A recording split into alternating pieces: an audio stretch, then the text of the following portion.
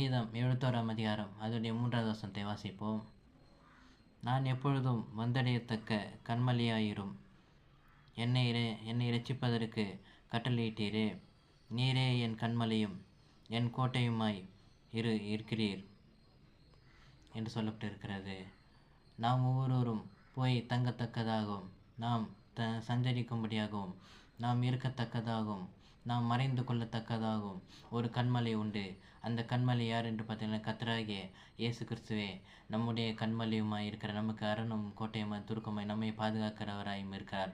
அது மாத்திரமல்ல, நம்ம ஒவ்வொரு ரட்சிப்பதற்கு நம்ம ஒவ்வொருவருக்கும் ரட்சிப்பை கட்டளையிட்டிருக்கிறார். அவருடைய ரட்சிப்பை, கர்த்தருடைய ரட்சிப்பை நமக்கு தந்திருக்கிறார். நாம் ஒவ்வொருவரும் அதனால் நாம் தைரியம் கொண்டிருக்கலாம், நாம் பயப்படாமல் இருக்கலாம். அது மாத்திரமல்ல, அவரே நாம் ஒவ்வொருவருக்கும் கண்மலையும், அவர் நமக்கு அரணுமாய், அவர் நமக்கு தஞ்சமானவராய் இருக்கிறார், கோட்டையுமாய் இருக்கிறார். அது மாத்திரமல்ல, அந்த கண்மலை உறுதியானதாய் இருக்கிறது, அசையாததாய் இருக்கிறது, அஸ்திபாரம் போட்டதாய் நிறைந்ததாய் இருக்கிறது. ஆகவே நாம் பயப்படாமல் அவரிடத்திலே நாம் போய் சேருவது அவசியமாய் இருக்கிறது, காணப்படுகிறது. அவரிடத்திலே நாம் அண்டிக் கொள்வது, பற்றி கொள்வது, மறைந்து கொள்வது நாம் நிச்சயமாய் இருக்கிறது, காணப்படுகிறது.